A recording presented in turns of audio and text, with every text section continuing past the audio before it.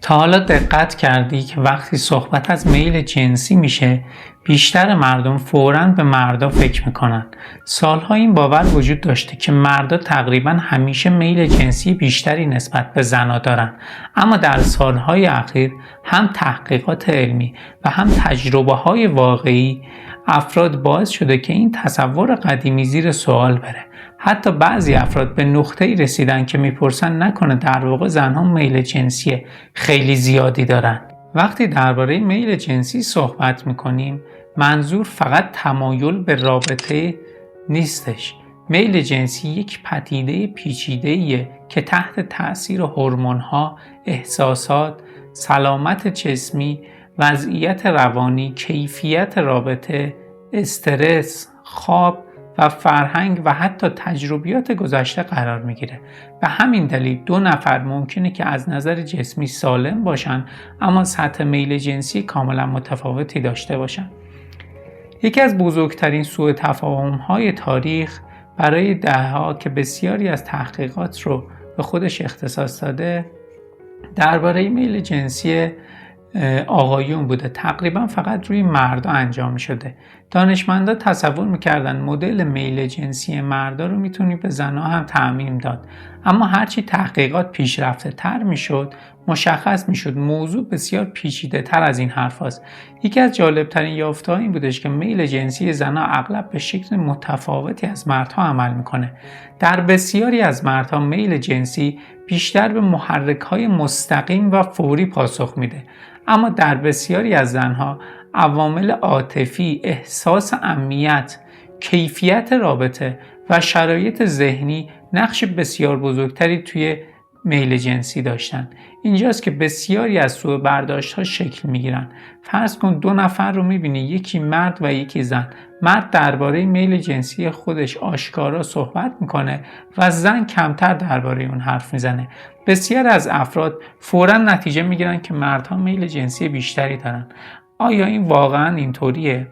لزوماً نه. یکی از نکات جالبی که روانشناسا بارها به اون اشاره کردن این هستش که در بسیاری از فرهنگ‌ها زنها برای مدت طولانی تشویق نمیشن که از آزادانه در مورد تمایلات جنسی خودشون صحبت کنن. در نتیجه اون چه مشاهده میشه همیشه بازتاب واقعی میزان میل جنسی نبوده. به بخشی که احتمالاً برای خیلی ها غافلگیر کننده است میرسیم.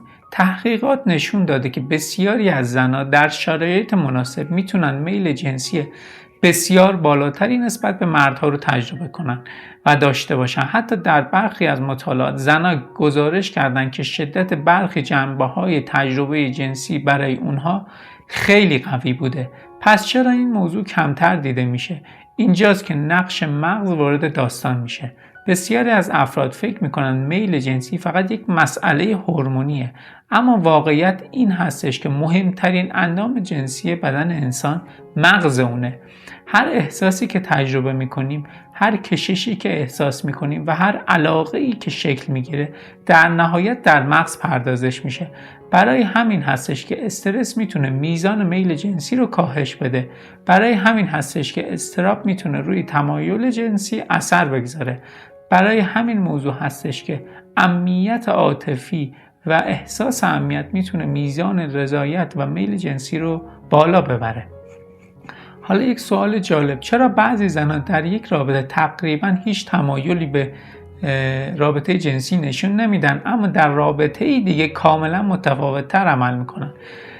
در بسیاری از موارد یک کیفیت رابطه و احساس درک شدن، اعتماد و امنیت خیلی مهم هستش. این موضوع برای بسیاری از مردها تعجب آوره، چون مدل ذهنی مردها با زنها کاملا از نظر جنسی متفاوت هستش. اما این فقط بخشی از داستانه. هورمون‌ها نقش بسیار مهمی توی این موضوع دارن. بسیاری از مردم تصور میکنن تستوسترون فقط هورمون مردان است، حالی که زنان هم تستوسترون تولید میکنن، البته در مقادیر کمتر. این هورمون در هر دو جنس میتونه روی میل جنسی تأثیر بگذاره. علاوه بر اون هورمون‌های دیگه‌ای مثل استروژن و پروژسترون هم توی زنها نقش مهمی ایفا میکنه. به همین دلیل سطح میل جنسی زنها در طول زندگی و حتی در طول 1 ماه میتونه تغییر کنه. این نوسانات کاملا طبیعیه. اما حالا میرسیم به نکته‌ای که شاید کمتر درباره‌اش شنیده باشید. بسیاری از پژوهشگران معتقدند انسان‌ها از نظر میل جنسی تنوع بسیار زیادی دارند.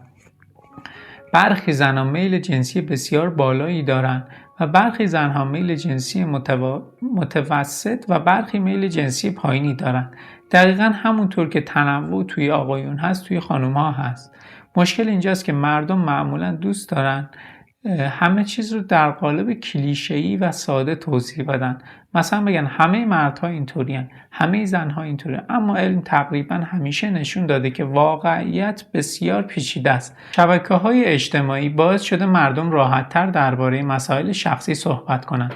بسیاری از زنان تجربیات خودشون رو به اشتراک میذارن و بسیاری از اون تابوهای قدیمی شکسته شدن و همین باعث شده برخی افراد برای اولین بار متوجه شدن که زنها هم میتونن میل جنسی قوی و فعالی داشته باشن و موضوعی که شاید در نسل‌های قبل کمتر درباره اون صحبت میشد این معنی نیست که ناگهان میل جنسی زنها افزایش پیدا کرده، بلکه بخشی از اون به دلیل دیده شدن و شنیده شدن بیشتر این موضوعات به خاطر شبکه‌های اجتماعی هستش.